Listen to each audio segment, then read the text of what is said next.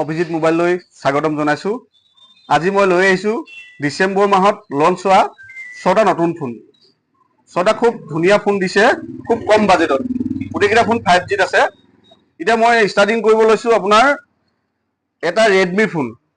খুব ধুনীয়া 5G এটা ফোন। আপোনাৰ ইয়াৰ দাম আছে 10,500 টকা।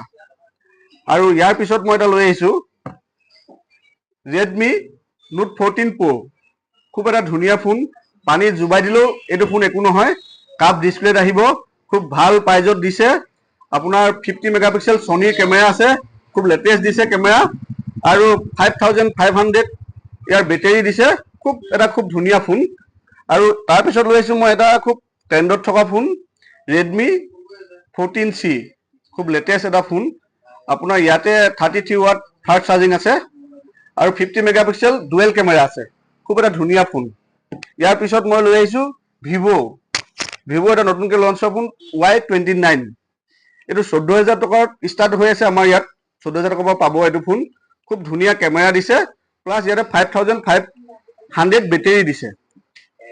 আৰু এয়াৰ ফিচাৰ আছে ইয়াৰ। যিহেতু এটা গ্ৰুপ ফটো যদি আমি উঠিবলৈ যাওঁ, তেতিয়া হৈছে কি এজন মানুহ যদি ধৰক বেলেগ পিনে চাই আছিলে বা কিবা এনেকুৱা অসুবিধা হয়, তেতিয়া গোটেই ফটোকপি আমাৰ ডিলিট কৰিবলগীয়া হয়।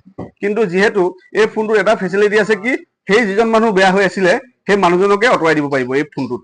এটা খুব লেটেষ্ট এটা দিছে, এইটো মানে ভাল ফেচিলিটি দিছে। যিহেতু আমাৰ গ্ৰুপ ফটো এটা উঠিবলৈ যাওঁতে এনেকুৱা এটা অসুবিধা হয় কেতিয়াবা, সেইকাৰণে এই ফোনটো ল'লে সেইখিনি অসুবিধা নাপায়। আৰু দ্বিতীয়তে আপোনাৰ আৰু এটা ফোন আহি আছে 14X।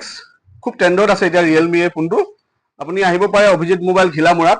এটা খুব ধুনীয়া এইটো ফোন দি আছো আমি।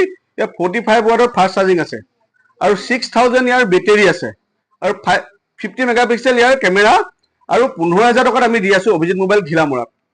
তাৰপিছত আহি আছে এটা চেমচাঙৰ ফোন। চেমচাঙৰ এইটো A16। খুব এটা নতুন লুকছত এটা খুব ধুনীয়া ফোন দিছে। ইয়াৰ 50 মেগাপিক্সেল ইয়াৰ কেমেৰা, ফ্ৰণ্ট কেমেৰা 30 মেগাপিক্সেল। এইটো পানীত জুবাই দিব পাৰিব, একো অসুবিধা নাই। এইটো ফুল্লি এমুলেট ডিসপ্লে। আহক অভিজিত মোবাইল ঘিলামৰা।